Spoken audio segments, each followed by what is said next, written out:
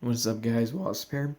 Today we're going to be looking at the new hero that just came out today. Well, not today, but the update a few days ago. I don't know why I said today. Anyway, Bloodblade is the new hero that just came out, part of the Skull faction. This is like the second time I'm looking at him. I didn't really take an in-deep look at him myself, so this is kind of, we're all in the same boat here. We're just going to analyze him together. Um, so he's an assassin. So what I'm thinking right now is that he's going to be doing a lot of damage, just in general. So let's look at his stats. 58k on the health. Average for assassins, not bad at all. Could be higher. I did see lower though, so in the middle is fine. 9500 on the attack. A little. I'll say a smidge over average for the attack. Did see some that were higher than that, like Karim and Queen. And I did see many of them that attack sets that are lower than the attack. So um, a little bit above average, which is very nice. Armor 849. Actually, a little bit above average for assassins. Like I said, your casual assassin's gonna have like 7, um, like just under 800. So that's pretty good. His speed is 820. That is very fast. That's well over above average. Usually your assassin's gonna have between, I would say, like 790 to 800 speed. So he's gonna be, outspeeding quite a few other assassins and warriors and stuff like that. Let's take a look at his skills here. Uncanny Blade deals 128% attack damage against 3 random enemies and extra 36% attack damage each round for 3 rounds, and then dealing an extra 48% damage on ranger foes. Okay, I think I see why you guys wanted me to do it. This in depth on this guy. Alright, so let's break this skill down. So he deals 3 damage against 3 random enemies. Tongue-tied here. He deals damage against 3 random enemies. Okay, so he's going to be hitting 3 enemies. Backline, frontline, it's all random. That's half of their team. And he's going to be dealing a damage over time, like a burn or a poison, for 36% of his attack damage for 3 rounds. So, 36% of his attack going to be dealing for 3 rounds. Now, if you're doing this against a ranger foe, you're going to be dealing 48% more damage all around on a ranger foe. So 3 random enemies, damage over time, and then it gains a boost if you're hitting ranger foes. It's kind of weird. Yeah, really, like, the wording is like really confusing on this one. You can see I'm getting like tongue twisted all over the place here. Other than that, that's about it for that. A lot going on with that skill. I wouldn't consider that necessarily a good thing. So I got Rain Blood. That's a new skill. Each attack has 100% chance to bleed the target. So he's going to be bleeding people. Dealing 35% of his attack damage each round for 4 rounds and gains 14% hit for 4 rounds. Okay. Another kind of deep skill here. So every attack he does, he's going to be, inflicting a bleed. And bleed is literally just like a burn or a poison. It's going to be dealing 35% of his attack, which is decent, I would say. These two are, decent for their damage over times. For 4 rounds, that is a long time as well. So it's going to be, prominent for a while. 4 rounds, that's a long time. And gains 14% hit for 4 rounds. So when I'm guessing this gains 14% hit, I think that's on bleeding enemies. Like, I'm telling you, the way this guy's worded, like, so far I'm not liking him.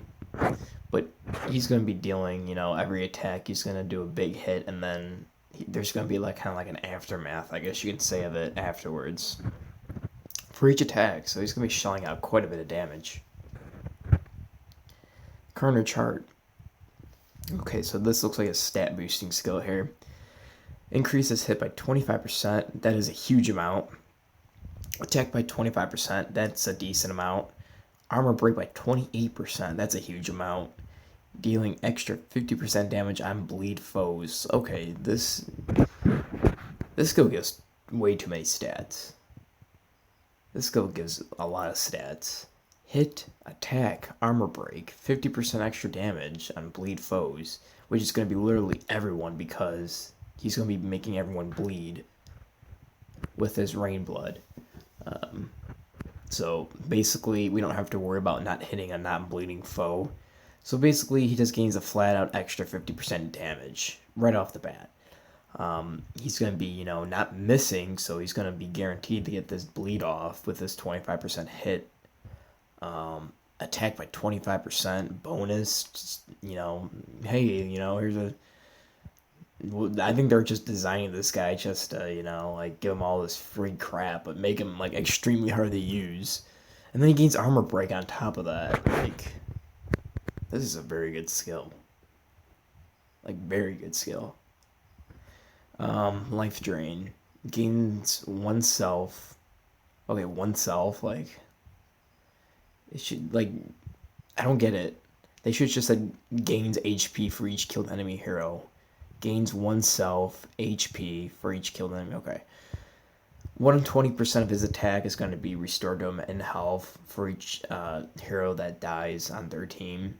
Not a big. I mean, if you have a huge, stat on an attack, he's going to be healing a lot, but we really don't care about this. He's an assassin. We're just trying to, do as much damage as we can before we die, because he's going to be dying relatively soon. Rangers and assassins are like usually the first ones to die because they have the lowest defenses. So this I wouldn't say is the greatest, but this, holy crap, Carnage Heart, that's something else. It gives 4 different stats. That's, well, 3 technically, but and then he has damage over time. He has this 14% hit boost, so 25% plus the 14. That's almost it's almost 40% increase in hit.